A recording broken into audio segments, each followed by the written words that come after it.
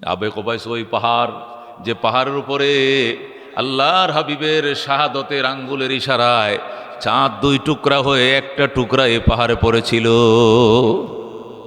আরবরা চ্যালেঞ্জ করছিল, মোহাম্মদ তুমি যদি আল্লাহর পয়গম্বর হও, সত্যিকার অর্থে আল্লাহর নবী হও, তাহলে এই যে 14 তারিখের চাঁদটা তুমি দুই টুকরা করতে পারবা।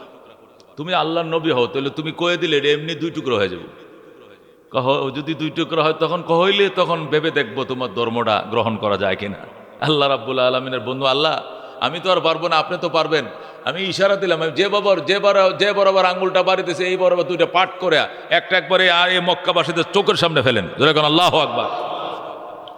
আল্লাহ নবী সাল্লাল্লাহু আলাইহি ওয়াসাল্লাম ইশারা দিলেন, সাথে সাথে অর্ধেকটা চাঁদ পড়ছে জাবাল আবু কুবাইসের উপরে।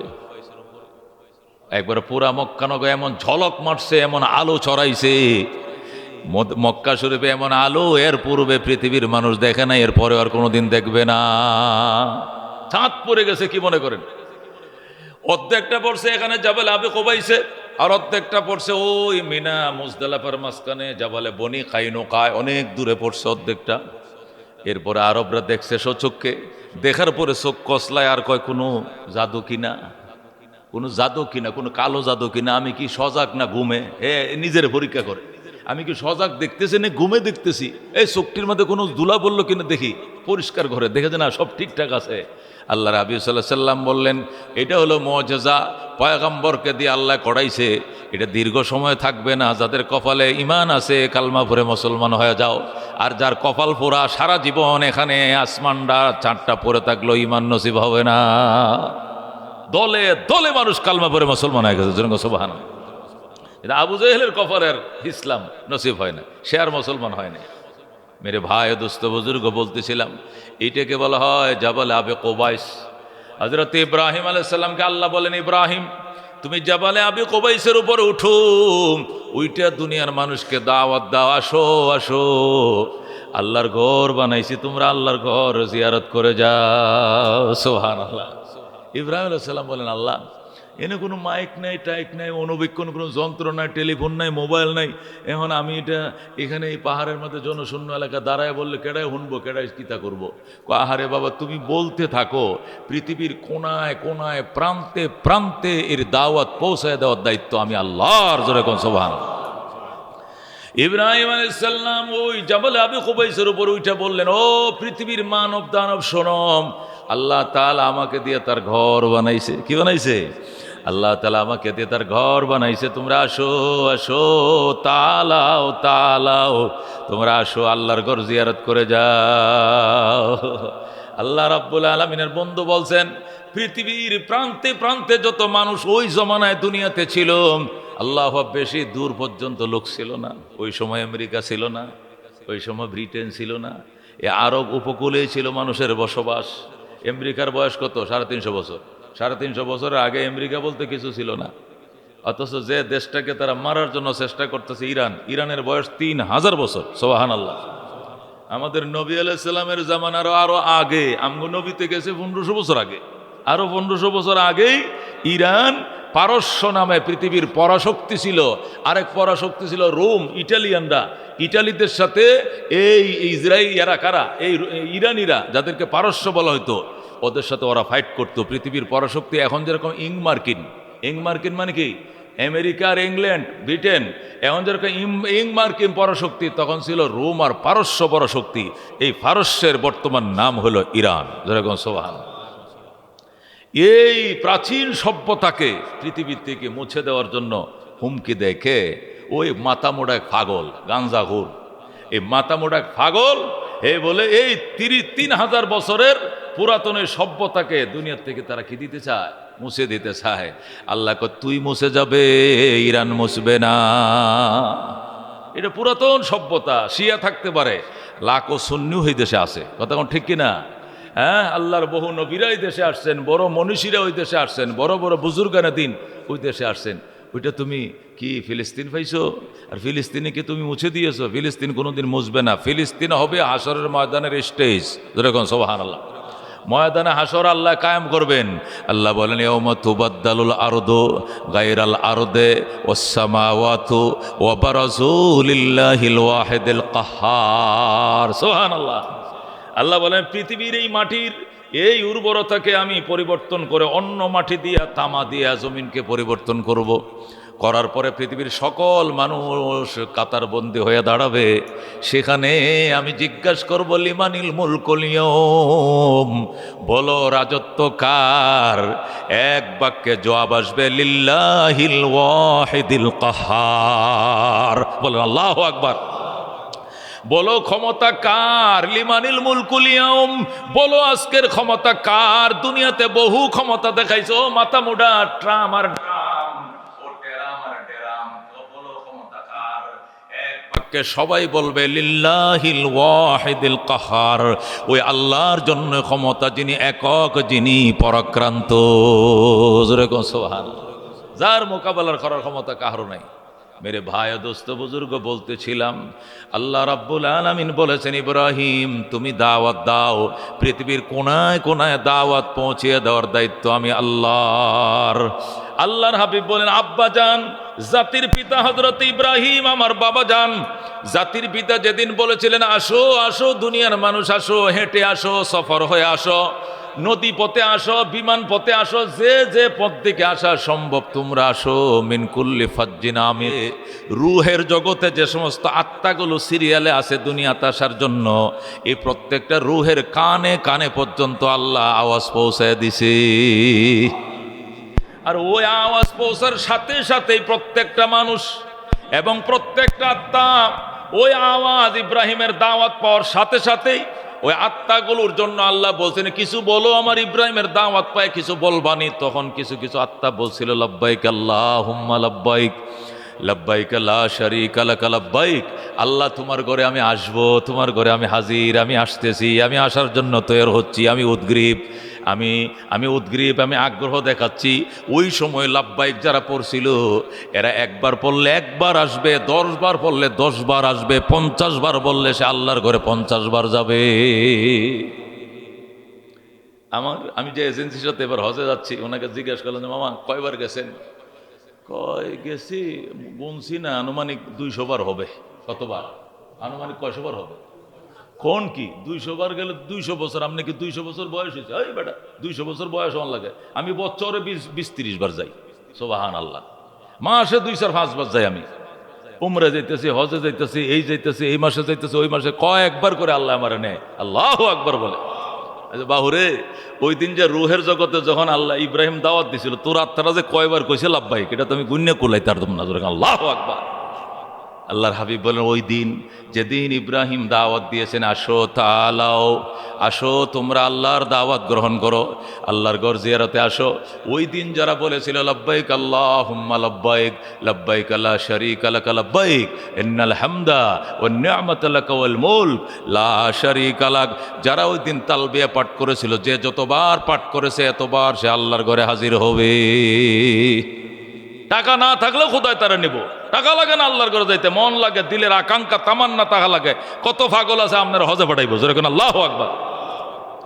এই জন্য মেরে ভাই ও দোস্ত বুজুর্গ, আল্লাহর ঘরটা যদি সামনে আসে, আল্লাহ যদি একবার নেওয়ায়, আমার কথাটা লেইখা রাইখেন, যদি আল্লাহর ঘরটা আপনি একদিন দেখেন, দেখার পরে আল্লাহর ঘরটা সামনে দাঁড়ায়া আপনি বুকে হাত দিবেন, আপনার বুকরে জিজ্ঞাসা মন তুই ক এখন তোর মনটা কেমন লাগতেছে তুই ক, তখন আপনার মন বলে দিবে এখন থেকে দেশে যায় যদি ভিক্ষা করে খাওয়া লাগে তবু তুমি ধন্য, তুমি আল্লাহর ঘরের মেহমান। হজ করতে গিয়ে যদি তোর জীবনের সব সম্পদ নষ্ট হয়ে গেছে, আর নাই তোর, এখন দেশে যায় তোর খয়রাত করে খাওয়া ছাড়া কোনো পথ নাই, টাকাই ছিল 6 লাখ, সবটা তুই শেষ করছো হজ করিয়া, তারপরে তার মন বলবে তুই দন্য বেড়া, ভিক্ষা করে খালে খাবি, খোদার ঘর তো দেখছিস, যেরকম আল্লাহু আকবার। অথচ আল্লাহ তাআলা ও অঙ্গীকারবদ্ধ, আল্লাহ তাআলা কি বদ্ধ? অঙ্গীকারবদ্ধ, হজ করবে যারা, উমরা করবে যারা, তাদের টাকা কোনো দিন ফুরাবে না। হাজিদের 4 পুরস্কার, আমি আবার বলছি, কয় পুরস্কার? হাজিরা নিষ্পাপ, আল্লাহু আকবার, হাজিদের জীবনের গুনাহ মাফ, হাজিরা জান্নাতি, হাজিরা স্থায়ী ধনী। যারা হজ করবে মালের হক আদায়, স্থায়ী ধনী, এদের সম্পদ শেষ হবে না। হুজুরিটা আপনি মুখে কইল বা হাদিস দেখুন, হাদিস বলি, আমি খুতবার মধ্যে হাদিসটা 2 সপ্তাহ পাঠ করছি, আবার পাঠ করব। ক্বালা রাসূলুল্লাহ সাল্লাল্লাহু আলাইহি ওয়াসাল্লাম, আল্লাহর হাবিব সাল্লাল্লাহু আলাইহি ওয়াসাল্লাম হাদিসে ইরশাদ করেন, আমি হাদিসটা পড়ে শোনাই, এটা খুতবায় 2 সপ্তাহ ধরে পড়ে শোনাইতেছি। আল্লাহর হাবিব সাল্লাল্লাহু আলাইহি সাল্লাম ইরশাদ করেন, তাবিউ বাইনাল ওয়াকাল আলাইহিস সালাতু ওয়াস সালাম তাবিউ বাইনাল হজ্জ ওয়াল উমরা, হজ এবং উমরা এক সফরে একসাথে করবা। হজ উমরা যদি এক সফরে একসাথে করে, এক সফরে হজ উমরা দুইটা করে, এটাকে হজ্জে তামাত্তু বলে। কি বলে? হজ্জে তামাত্তু। হজ তিন প্রকার। কয় প্রকার? এটা ইফরাদ হজ, এটা তামাত্তু হজ, এটা কিরান হজ। কি হজ? কিরান হজ। তো ইফরাদ হজ হইল এক সফরে শুধু হজ করা, আর কিছু না করা। মনে করেন এহরাম বান্ধে গেলাম গা, যাই অপেক্ষা করলাম, শুধু হেরেম শরীফ নামাজ পড়তেছি, উমরা টুমরা কিছু করি নাই। এইভাবে এই এহরামের উপরে এহরাম বদলে আরেকটা পড়তেছি, এই এহরাম নষ্ট হয়েছে আরেকটা পড়তেছি, এইভাবে 2-2.5 মাস ছিলাম। এরপর হজ শুরু হয়েছে, হজটা করে চলে আসলাম। তাকে কুরবানি দিতে হবে না, এটাকে ইফরাদ হজ বলা হয়। শুধু নিরেট হজটা শুধু হলো। আর হজ্জে তামাত্তু হলো প্রথম যাওয়ার টাইমে উমরার নিয়ত করে এহরাম বেঁধে চলে যাবে, আল্লাহর ঘরে যায় উমরা টুমরা করে সে হালাল হয়ে যাবে। এরপরে ওখানে ওয়াইটিংয়ে থাকবে, থেকে নামাজ ইবাদত বিভিন্ন এগুলো করবে। এরপরে আবার মেনায় 8 তারিখ যাওয়ার শুরু করে আবার হজের জন্য এহরাম বানবে, আবার হজ করবে। একই সফরে হজ এবং উমরা দুইটা, এটাকে তামাত্তু হজ বলা হয়। যেরকম সুবহানাল্লাহ। আল্লাহর হাবিব সাল্লাল্লাহু আলাইহি ওয়াসাল্লাম বলেন, তাবিউ বাইনাল হজ্জ ওয়াল উমরা, হজ এবং উমরা এক সফরে একসাথে আদায় করিও। কি হবে? ফাইন্নাহুমা ইয়ানফিয়ানাল ফাকরা ওয়াজ যুনুব, ফাইন্নাহুমা ইয়ানফিয়ানাল ফাকরা ওয়াজ যুনুব। রাসূল বলেন, হজ উমরা যদি কেউ একসাথে করে, আল্লাহ তাকে দুইটা জিনিস থেকে মুক্তি দিবে। 1 নম্বর, আল্লাহ দরিদ্রতার থেকে চিরমুক্তি দিবে। 2 নম্বরে গুনাহ থেকে আল্লাহ তাকে মুক্তি দিবেন। সুবহানাল্লাহ। কয়টা জিনিস থেকে মুক্তি দিবে? কয়টা জিনিস থেকে? ফাইন্নাহুমা ইয়ানফিয়ানাল ফাকরা ওয়াজ যুনুব। আল্লাহর হাবিব সাল্লাল্লাহু আলাইহি সাল্লাম ইরশাদ করেন, হজ উমরা একসাথে আদায় করিও, এতে দুইটা জিনিস পাইবা। 1 নম্বরে আল্লাহ তোমাকে দরিদ্রতার থেকে মুক্তি দিবে, 2 নম্বরে গুনাহ থেকে মুক্তি দিবে। আল্লাহ তোমাকে কোনো দিন আর গরিব বানাবে না। সুবহানাল্লাহ। আল্লাহ তোমাকে 2 ঋণ শোধ করার তৌফিক দিবে। একটা হলো দুনিয়ার দেনা, আর একটা হলো পরকালের গুনাহ। ঋণ কয় প্রকার? 2 প্রকার। দুনিয়ার ঋণকে বলা হয় দেনা, আর পরকালের ঋণকে বলা হয় গুনাহ। কোন ঋণ কয় প্রকার? 2 প্রকার। দুনিয়ার ঋণ রে কি কয়? দেনা। দেনা কয় না? দেনাদারের জ্বালায় আর বাঁচি না। দেনা মানে কি? পাওনাদার আপনার কাছে পায় আর কি। দুনিয়ার ঋণকে বলা হয় দেনা, আর পরকালের ঋণকে বলা হয় গুনাহ। রাসূল বলেন, হজ উমরা একসাথে করিও, দেনাও মুক্ত হইবা, গুনাহও মুক্ত হইবা। সুবহানাল্লাহ। আল্লাহ তোমাকে দেনাদার রাখবেন, আল্লাহ তোমাকে সচ্ছলতা দিবে। তোমার সম্পদ যেটা তুমি কষ্ট করে কামাইছো, ফুলাফানে জোয়া খেললিয়া এই সম্পদ উড়াবে না, গাঁজাকায় উড়াবে না। এই ফ্যামিলির মধ্যে, এই প্রজন্মের পর প্রজন্ম, এই বংশের মধ্যে সম্পদ টেকসই হবে। যেরকম সুবহান। এই জন্য মেরে ভাই ও দোস্ত বুজুর্গ, যারা এবছর যাচ্ছে আল্লাহ যেন কবুল করে। যেরকম আমিন। আর আগামী বছরের জন্য, পরবর্তী বছরের জন্য আল্লাহ তাআলা সকলকে যেন খোদার ঘর জিয়ারত, আল্লাহর হাবিবের রওজা জিয়ারতের জন্য আল্লাহ আমাদেরকে মানসিকভাবে কি করে প্রস্তুত করে। যেরকম আমিন। রাজি আছেন না ইনশাআল্লাহ? আল্লাহর হাবিব সাল্লাল্লাহু আলাইহি ওয়াসাল্লাম ইরশাদ করেন, বাইতুল্লাহ যদি জিয়ারতে আসো, খোদার ঘর যদি জিয়ারতে আইসো, তাহলে আমার রওজাটাও তুমি জিয়ারত করে যাইও। খোদার ঘর জিয়ারত করলা, আমাকে জিয়ারত করলা না, তুমি আমাকে কষ্ট দিলা। রাসূল বলেন, মান যারা বাইতুল্লাহ, যে ব্যক্তি আল্লাহর ঘর জিয়ারত করলো, ওয়ালাম ইয়াজুরনি, আমার রওজা জিয়ারত করলো না, ফাকাদ জাফানি, সে আমাকে কষ্ট দিল। আল্লাহু আকবার। আমার উম্মত বাংলাদেশ থেকে আইসা মক্কা পর্যন্ত আসছিল, মিনা মুজদালিফা আরাবাও শুনছি এরা ঘুরছে, কিন্তু আমার রওজা একটু সালাম দিতে আসলো না। ফাকাত জানাফানি, আমি পয়গম্বরকে সে কষ্ট দিল, আমি অনেক কষ্ট পাইলাম। এই জন্য হজওয়ালা, উমরাওয়ালা, হজের এজেন্সিওয়ালারা, উমরার এজেন্সিওয়ালারা, মোয়াল্লেমরা, সৌদি মোয়াল্লেম, বাংলাদেশ মোয়াল্লেম, সবাই চেষ্টা করে মদিনার একটা সূচি রাইখা দেয়। হজের মধ্যে একটা সূচি দিয়ে রাখে, অন্তত যদি আপনি 42 দিন থাকেন হজের সফরে, 8-9 দিন আপনাকে মদিনার জন্য একটা সিরিয়াল দিয়ে রাখবে যে আপনি 8-9 দিন মক্কায় থাকেন, মদিনায় থাকেন, আর বাকিটা মক্কায় থাকেন। সুবহানাল্লাহ। আর যদি উমরার জন্য যায় 14 দিনের জন্য, অন্তত 8 দিন মক্কা থাকলে 4 দিন 3 দিন হলেও মদিনা থাকার সুযোগ দে। সুবহানাল্লাহ। আল্লাহর হাবিব বলেন, আমার মসজিদে নববীতে কেউ যদি এসে 40 ওয়াক্ত নামাজ তাকবীরের সাথে আদায় করে, আমি রাসূলের শাফাআত তার জন্য ওয়াজিব, তার জিন্দেগীর গুনাহ মাফ। এই জন্য হাজিরা যেন 40 ওয়াক্ত নামাজ মদিনার রওজার মসজিদে, আল্লাহর হাবিবের মসজিদ নববীতে আদায় করতে পারে। এই জন্য 8 দিন দিয়ে রাখে। ফাঁসাটা কত? 40 ওয়াক্ত, 8.5 দিন দিয়ে রাখে। কোনো এজেন্সিরা 9 দিন দিয়ে রাখে। যা 5 ওয়াক্ত বেশি দিয়ে রাখলাম, যদি কোনো একটা সুইটটা যায় যাতে 40-এর এটা গণাটায় যাতে ত্রুটি না হয়, এই জন্য 1 দিন 9 দিন দিয়ে রাখে। আমাদেরকে এবছর 9 দিন দিয়ে রাখছে মদিনার জন্য। সুবহানাল্লাহ। আল্লাহর হাবিব সাল্লাল্লাহু আলাইহি সাল্লাম ইরশাদ করেন, আমার রওজার কিনারে এসে যদি উম্মত আমারে সালাম দেয়, আমি নিজ কানে শুনি। আমার উম্মত যদি রওজার কিনারে সে আমারে সালাম দেয়নি সামি তু বি উজনাইয়া, আমি আমার কানে শুনি এবং বলি ওয়া আলাইকুমুস সালাম ইয়া উম্মতি, ও গো উম্মত তুমি সালাম রিপ্লাই করো, তোমাকেও নবী সালাম দিলাম। যাক আল্লাহু আকবার। আল্লাহ নবী নিজের কানে উম্মতের সালাম গ্রহণ করেন এবং নিজের পক্ষ থেকে ওয়া আলাইকুমুস সালাম ইয়া উম্মতি বলে সালামের জবাব দেন। আল্লাহু আকবার। এই জন্য মুহাদ্দিসিনে কেরাম বলেন মদিনায় হায়াতুন নবী, জিন্দা নবী মদিনায় শুয়ে রয়েছে। আল আম্বিয়াউ আহিয়াউ ইনদা ফি কুবুরিহিম, এটা রাসূলের হাদিস। আমি একা নই, আল আম্বিয়া পৃথিবীতে যত নবী এসেছিলেন সমস্ত নবীরাই আহিয়াউন, ওনারা জীবিত, ফি কুবুরিহিম তাদের কবরে। যেরকম সুবহানাল্লাহ, সমস্ত নবীরা তাদের কবরে জীবিত, তারা ইন্তেকাল করছেন। ইন্তেকাল অর্থ কি? ট্রান্সফার হওয়া, জায়গা পরিবর্তন করা। তারা মাটির উপরে ছিলেন, এখন মাটির নিচে গেছেন, তারা রওজা মুবারকে আছেন। এই জন্য সালাম দিলে উম্মতের সালাম নবী গ্রহণ করেন। সুবহানাল্লাহ। যাইতে মন চায় না? মন চায়নি? साहिल से लगा दे मुझे इश्क़ का सफीना, आँखों से दिखा दे मुझे मक्का ও মদিনা। আল্লাহর ওলিরা কান্দে, আল্লাহ ও আল্লাহ মদিনার ঘাটে আমার নৌকাটা লাগায় দাও, নিজ চোখে মদিনা দেখার ভাগ্য খুলে দাও। সুবহানাল্লাহ। এই জন্য মেরে ভাই ও দোস্ত বুজুর্গ, শুরু হবে 18 তারিখ থেকে ফ্লাইট। এই সময়ে কথাগুলো বলার উদ্দেশ্য হলো এই, যারা যাচ্ছে আল্লাহ তাদেরকে কবুল করুক।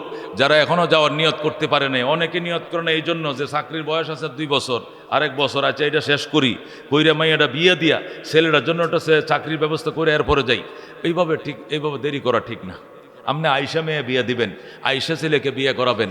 আপনার যে এখন কয় যে আসলে 2 বছর ধরেই ছেলে খুঁজতেছি, মেয়ে তাল মতো পাইতেছি না, আল্লাহর ঘরে যায় একবার বলে আসেন, আসার পরে দেখবেন যে 10টা কর্মী আছে আপনার মেয়ের জন্য, একটা স্যার একটা সুন্দর। জোরে কোন আল্লাহু আকবার। এটা জায়গা মতো না, উপযুক্ত জায়গা করতে হবে। আল্লাহ আমার ছেলের জন্য উপযুক্ত মেয়ে মিলাও, মেয়ের জন্য উপযুক্ত ছেলে মিলাও, দুনিয়ার ঋণ তুমি মাফ করে দাও, পরকালের ঋণও তুমি শোধ করার তৌফিক দাও। জোরে কোন আমিন। আল্লাহ কইটা আমার কাছে আয়া কবি না কয়ে তুই বাংলাদেশে তুই কস মেয়ে বিয়ে দেই, ছেলে বিয়ে দেই, এই করি ওই করি, রিটায়ার্ডের পরে হজে যাবি, তুই জীবনে কপালে নসিব হবে না। এই জন্য এগুলো করতে নাই। যখন ফরজ অফিস থেকে ছুটি নিয়ে নেবেন, আমার 30 দিন 35 দিনের ছুটি দেন, আমি হজ করে লাই, আপনি রিটায়ার্ড করলে আমার হজ দিবেন। হে রিটায়ার্ড পর্যন্ত দেওয়ার আগে যদি আল্লাহ আমার রিটায়ার্ড বানাইলে পরে আমি হজে কেমনে যাবো? কবরের যদি সিরিয়াল আইসা যায় পরে আমার হজে কেমনে যাবো? এই জন্য চেষ্টা করা আগে বাগেই। চালাক যারা ওরা ফাঁকে ফুঁকে মেরে দেয়, কথা কোন ঠিক কিনা? ব্যবসা থয়ে উড়াল দেয়, আল্লাহ চাকরি তো উড়াল দেয়। এমন কোনো নিমক হারাম নাই, হজ করতে গেছে তার চাকরিটা খায়া দিছে, এরকম নিমক হারাম হইতে পারে না। মুসলমান তোরের কত কোনো হিন্দু করবে না, কথা ঠিক না? বরং বলো বাবা যা তোরে ছুটি দিলাম, অন্যরা ছুটি দেয় বিনা বেতনে, তোর বেতনও দিব, তুই যাই খালি হেই হে আল্লাহর করে আমার একটা দোয়া করিস। সুবহানাল্লাহ। এখন চলছে হজের মাস। কি এর মাস চলছে? আল্লাহ তাআলা হজের জন্য কিছু মাস নির্ধারিত করেছেন। আল্লাহ বলেন আল হাজ্জু আশহুরুম মালুমাত, আল হাজ্জু আশহুরুম মালুমাত, হজের জন্য নির্ধারিত মাসসমূহ রয়েছে। হজের জন্য নির্ধারিত মাসসমূহ রয়েছে, এতটুকু কোরআনে বলছে। কিন্তু নির্ধারিত মাস বলতে কোনগুলো আর উল্লেখ করা হয় নাই। রসুল বলেন শাওয়ালুন ওয়া যুলকাদাতে ওয়া যুলহাজ্জা। আল হাজ্জু আশহুরুম মালুমাত, হজের জন্য নির্ধারিত কিছু মাসসমূহ রয়েছে। এই মাসগুলোতে হজের জন্য এহরাম বেঁধে দেশ থেকে মিকাত পার হয়ে হেরেমের ভিতরে ঢুকলে সে হজ করতে পারবে। এই মাসগুলো কি? রসুল বলেন শাওয়ালুন ওয়া যুলকাদাতে ওয়া যুলহাজ্জা। এই মাস হলো 3টি। কয়টি? একটির নাম হলো শাওয়াল, আরেকটি মাসের নাম হলো জিলহজ, আরেকটি মাসের নাম হলো জিলকদ। শাওয়াল, জিলকদ, জিলহজ, কয় মাস? 3 মাস। শাওয়ালের 2/3 আমরা পার করে ফেলেছি। শাওয়ালের 2/3 আমরা পার করে ফেলেছি। সামনে আছে জিলকদ আর জিলহজ। এই 3 মাস হলো হজের মাস। এই শাওয়াল মাসের চাঁদ ওঠার পরে যদি কেউ এহরাম বেঁধে মক্কা শরীফ যায়, যায় এহরাম অবস্থায় সে থাকতে পারে। হজের চাঁদ উঠলে জিলহজের 8 তারিখ সে মিনায় যাবে, মিনার থেকে 9 তারিখ আরাফায় যাবে, আরাফাত থেকে মুজদালিফা হয়ে 10 তারিখ আইসা সে শয়তানকে পাথর মারবে, কুরবানি করবে, মাথার চুল হলক করবে, হজ হয়ে গেছে। সুবহানাল্লাহ। এই 3 মাসের মধ্যে হজের এহরাম বেঁধে হজের কার্যক্রম করা যাবে। এই 3 মাস ছাড়া অন্য কোনো মাসে নয়। রমজান মাসে হজের এহরাম বাঁধলেও হজ হবে না, শাবান মাসে হজের এহরাম বাঁধলে হজ হবে না, রজব মাসে হবে না, মুহররম মাসে হবে না, সফর মাসে হবে না, হতে হবে শাওয়াল, জিলকদ, জিলহজ। এই 3টা মাসকে আল্লাহ রাব্বুল আলামিন হজের জন্য নির্ধারিত করেছেন, যেরকম সুবহানাল্লাহ। এই জন্য এ মাস থেকেই, এই শাওয়াল মাস থেকে হজের ফ্লাইট সরকার দেওয়া শুরু করছে। এই মাসের 18 তারিখ থেকে নিয়ে হজ ফ্লাইট শুরু হয়ে যাবে। এই মাসের আজকে হলো কয় তারিখ? 10 তারিখ। আর 8 দিন পরে হজের কার্যক্রম আমাদের রাষ্ট্রপ্রধানরা রাষ্ট্রীয়ভাবে ইসলামিক ফাউন্ডেশনের পক্ষ থেকে হজ কার্যক্রম তারা আনুষ্ঠানিকভাবে উদ্বোধন করবে। 18 তারিখ থেকে দুপুর 1:30 থেকে তারা ফ্লাইট পরিচালনা শুরু করবে। বাংলাদেশ বিমানে হাজি নেবে, সৌদি বিমানে হাজি নেবে, তার ক্যারিয়ারে অন্যান্য বিমানেও হাজি নেবে। হজ কার্যক্রম চলবে টানা 1.5-2 মাস পর্যন্ত তারা হজের কার্যক্রম চালাবে, যেরকম সুবহানাল্লাহ। আল্লাহ বলেন ওয়ালিল্লাহি আলান নাস, আমি আল্লাহকে খুশি করার জন্য মানুষের উপরে কর্তব্য, দায়িত্ব, ফরজ, অবধারিত, অপরিহার্য, গুরুত্বপূর্ণ দায়িত্ব। আমি আল্লাহকে খুশি করার জন্য, অন্য কোনো কাজের জন্য নয়। নেতা বলবে, নেত্রী বলবে, নির্বাচনে ভোট বেশি পাওয়া যাবে, আলহাজ বলা যাবে, এই জন্য নয়। বরং আমি আল্লাহকে খুশি করার জন্য মানুষের উপরে হজ করা ফরজ। ওই মানুষটা কেমন হতে হবে? কম্মানিস্তাতা ইলাইহি সাবিলা, যে মানুষ হজের ব্যয়ভার বহন করার সক্ষমতা রাখে। সুবহানাল্লাহ।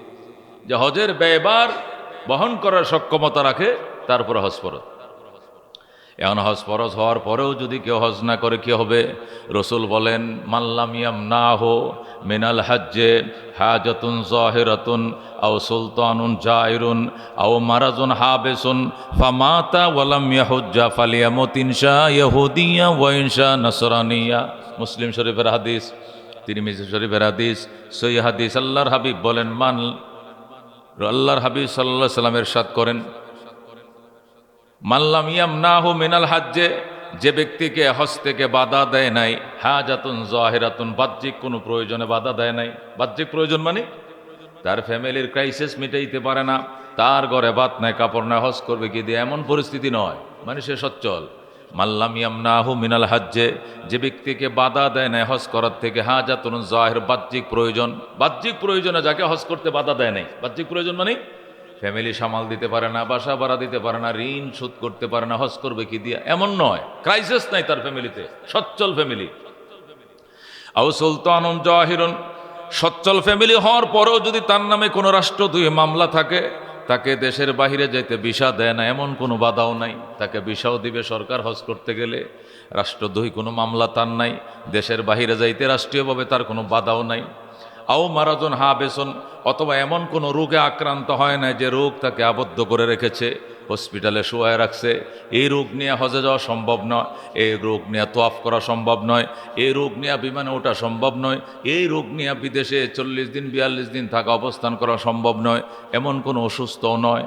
অর্থাৎ সে শারীরিকভাবে তার ফিটনেস আছে, অর্থনৈতিক ফিটনেসও তার আছে, রাষ্ট্রীয়ভাবে তার বিরুদ্ধে কোনো মামলাও নাই, দেশের বাইরে যাইতে কোনো বাধাও নাই। এরপরেও যদি কোনো সচ্ছল মানুষ হজ না করে, নবী বলেন ফালিয়ামুত, সে মারা যাক। ইনশা ইহুদিয়া, চাইলে সে ইহুদি হয়ে মরক, আও নাসরানিয়া, অথবা সে খ্রিস্টান হয়ে মরক, এতে আমি নবী কোনো কিছু জানি না। যেরকম নাউজুবিল্লাহ, নবী তার উম্মতকে অভিশাপ দিয়েছেন, তুই ইহুদি হয়ে মর, তুই খ্রিস্টান হয়ে মর, এই ব্যাপারে আমার কিছু জানা নাই, আমি তোর কোনো দায়বান, আমি তোর কোনো লাইব্রেরি, আমি পয়গাম্বর নেব না, মর ইহুদি হইয়া, মর নাসারা হইয়া। বাপ মা যেরকম রাগ করলে কি করে, মর, স্কুলে যাবি না, লেখাপড়া করবি না, মরগা, গাড়ির তলে ফেরে মর, ফাঁসি খাইয়া মর, আমি তোর ব্যাপারে কিছু জানি না। আল্লাহর হাবিব সাল্লাল্লাহু আলাইহি ওয়াসাল্লাম এরকমই বলেছেন। বাহ্যিক তোমার কোনো বাধা নাই, রাষ্ট্রীয় কোনো বাধাও নাই, শারীরিক ফিটনেস তোমার ঠিক আছে, তুমি হজের ব্যয়ভার বহন করার সক্ষমতা তোমার আছে, হাসতে হাসতে হজ করতে যাও, আল্লাহর মেহমান হয়ে যাও, আল্লাহ রাব্বুল আলামিন নিজে তোমাদেরকে রিসিপশন করবে। আমি তো সবসময় বলি, মন্ত্রী মহোদয়ের মেয়ের বিয়ের একটা কার্ড পাইছিলাম দাওয়াতে, হাইরে খুশি। মির্জা আব্বাস সাহেব তার ছেলের বিয়ে আমার দাওয়াত দিয়েছে, খুশিতে আমি আসমান ধরছি। মেয়র সাহেবের ছেলের বিয়া, এমপি সাহেবের আল্লাহু আকবার বউ ভাতে, অথবা গ্রামের জমিদার, শিকদার, তালুকদার, খান, ফাঠান, জমাদ্দার, মিয়াজি, বড় বড় উচ্চ ফ্যামিলির লোকজন, তাদের কোনো আয় অনুষ্ঠানে দাওয়াত দিলে কি খুশি। আমি অমুকের অতিথি হয়েছি আছি, এই কথাবার্তা সাবধানে কবে বেটা, মেয়রের দাওয়াতে যাইতেছে, আমার চিনস কলাল্লারান মারে। আল্লাহ রাব্বুল আলামিন কো বহু বড় মানুষের দাওয়াতি মেহমান হইছো, আমার মেহমান হতে পারো নাই। ইহরাম বেদে লাব্বাইক আল্লাহুম্মা লাব্বাইক লাব্বাইক লা শারীকা লাক লাব্বাইক ইন্নাল হামদা ওয়ান নি'মাতা লাকা ওয়াল মুলক লা শারীকা লাক বলে পাগল ছোট, আমি আল্লাহ নিজে তোমাকে রিসিভ করব, তুমি আমার মেহমান। আল্লাহর মেহমান জয়ুফুল, আল্লাহু আকবার, জয়ুফুর রহমান। হাজিদেরকে বলা হয় আল উম্মারু ওয়াল হুজ্জাজু ওয়াল হুজ্জাজু ওয়াল মুতামিরিনা, আরবরা লেখা রাখে ওয়াল হুজ্জাজু ওয়াল মুতামিরিনা জয়ুফুর রহমান। হাজিগণ, উমরাকারীগণ, হজকারীগণ, আপনারা আল্লাহর মেহমান। জোরে গণ সুবহানাল্লাহ। আহলান সাহলান তৈবান মারহাবা তাকাব্বালাল্লাহু হজ্জাকুম হজ্জান মাবরুরান ওয়া সায়ান মাশকুরান ওয়া যামবান মাগফুরান। আল্লাহ আপনাদেরকে হজ্জে মাবরুর নসিব করুক, আল্লাহ আপনাদের গুনাহ মাফ করুক, আল্লাহ আপনাদের কদমে কদমে নেকি দিয়ে আমলনামা ভরে দেখ। এটি আরবরা দোয়া করে আমাদের জন্য। কি দোয়া! হাজিদেরকে ভাইয়া হাতটা টান দিয়ে হাতের তালার মধ্যে চুমু দেয়, এমনি হাতের তালা চুমু দেয়। মানে কাইলে এক বেড়া বাংলাদেশ থেকে গেছে, রুয়াকের থেকে ইরিকের থেকে উঠা, এইটারে আরবের শেখরা হাতের তালা চুমু মারে কেন? আল্লাহর মেহমান। যেরকম সোহান মেরে ভাই ও দোস্ত বুজুর্গ, এই জন্য আল্লাহর হাবিব সাল্লাল্লাহু আলাইহি সাল্লামকে সাহাবায়ে কেরাম প্রশ্ন করছিলেন, ইয়া রাসূলুল্লাহ, অর্থ আছে, শারীরিক ফিটনেসও আছে, রাষ্ট্রীয় কোনো বাধা নাই, তারপরেও কেন গো আপনার উম্মত কিছু কিছু উম্মত হজ করতে পারে না, তার কারণ কি? আল্লাহর হাবিব সাল্লাল্লাহু আলাইহি সাল্লাম বলেছেন, তার কারণ হলো আল্লাহ তাআলা হযরত ইব্রাহিম আলাইহিস সালামকে দিয়ে বাইতুল্লাহ নির্মাণ করাইলেন। কি করাইলেন? হযরত ইব্রাহিম আলাইহিস সালাম যখন বাইতুল্লাহ নির্মাণ করলেন, নিজে ছিলেন মিস্ত্রি, ইঞ্জিনিয়ার ছিলেন জিবরাইল। ইঞ্জিনিয়ারকে, এটা বিল্ডিংয়ের একটা আলাদা ইঞ্জিনিয়ার আছে না? ইঞ্জিনিয়ার কিন্তু সেনা টেনা কোদাল টোদাল হাতে লয় না, হ্যাঁ, খালি কাগজটা দেখে দেখে এই বরাবর একটা ফিলার হবে, এই বরাবর হবে, এইদিকে গাঁথনিটা একটু 10 ইঞ্চি হবে, এদিকে 5 ইঞ্চি হবে, খালি দেখায় দেয়। কাজ করে কেডা? মিস্ত্রি। কাজ করে কেডা? মিস্ত্রি। আল্লাহু আকবার। জিবরাইল আলাইহিস সালাম ছিলেন ইঞ্জিনিয়ার, বাইতুল্লাহ নির্মাতা। যেরকম সুবহানাল্লাহ। হযরতে ইব্রাহিম আলাইহিস সালাম ছিলেন কি? মিস্ত্রি। হযরতে ইসমাঈল আলাইহিস সালাম ছিলেন জুগাইল্লা। সুবহানাল্লাহ। ইব্রাহিম আলাইহিস সালাম মিস্ত্রি, গাতে আর মশলা বানায় দেয় ইসমাঈল আলাইহিস সালাম। পয়গম্বর বাপে ফুতে বাইতুল্লাহ বানায়। যেরকম সুবহানাল্লাহ। হযরতে জিবরাইল আলাইহিস সালাম হলেন ইঞ্জিনিয়ার, ভেঙ্গে ফেলেছিল বাইতুল্লাহ, ভেঙ্গে চুরমার হয়ে গিয়েছিল। হযরত নূহ আলাইহিস সালামের তুফানে জলোচ্ছ্বাসে বাইতুল্লাহ মাটির সাথে মিশে গিয়েছিল। এই জন্য ইঞ্জিনিয়ার আইসা উত্তরের ফিলারটা এই জায়গায় ছিল। সুবহানাল্লাহ।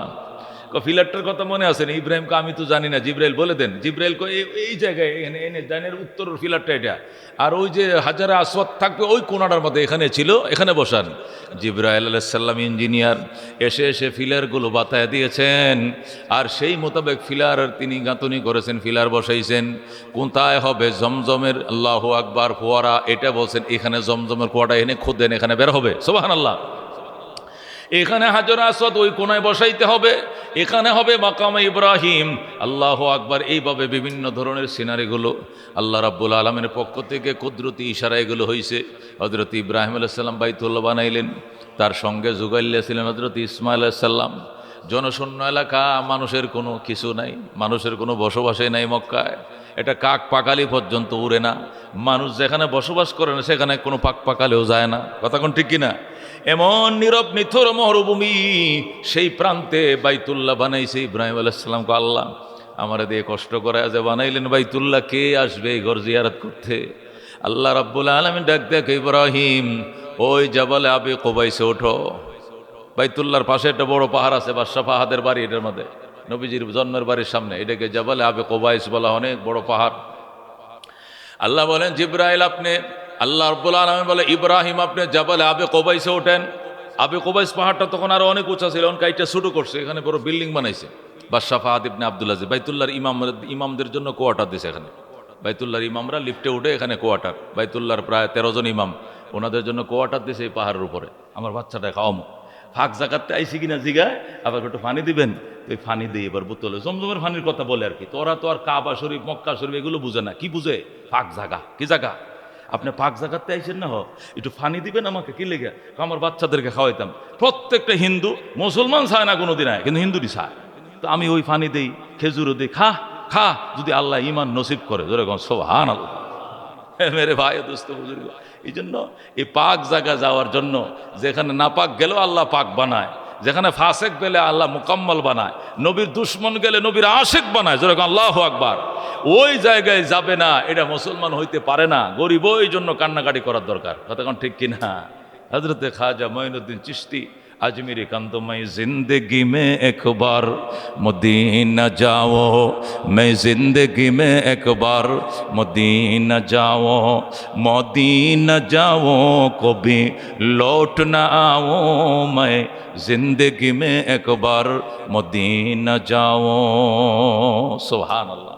अल्लाह रब्बुल आलमीन মৃত্যুর আগে একবার হলেও তার ঘর জিয়ারত করার তৌফিক দান করো জোরগামী। যারা একবার গিয়েছেন আল্লাহ তুমি তাদেরকে বারবার যাওয়ার সুযোগ দাও, আল্লাহ বারবার যাও তৌফিক নসিব করো। আল্লাহ তোমার ঘরের প্রেম মহব্বত দিয়ে দিল ভরে যাও। আল্লাহ নামাজকে যেরকম গুরুত্ব দিয়ে আদায় করে ফরজ, রোজা যেরকম গুরুত্ব দিয়ে আদায় করে ফরজ, জাকাত যেরকম গুরুত্ব দিয়ে আদায় করে ফরজ, আল্লাহ হজ ওইটা ফরজ, এই গুরুত্ব আমাদের দিলের ভিতরে ঢুকায়া দাও। তৌফিক নাই মানুষের তৌফিক দিয়া দাও, মন নাই মানুষের মন মেলায়া দাও। আল্লাহ তোমার ঘরের মেহমান না বানায় কবর দেশে নিও না, যেরকম আমিন। ওয়া আখিরু দাওয়ানা আনিল হামদুলিল্লাহি রাব্বিল আলামিন। যারা সুন্নত পড়েন 4 রাকাত সুন্নত পড়েন।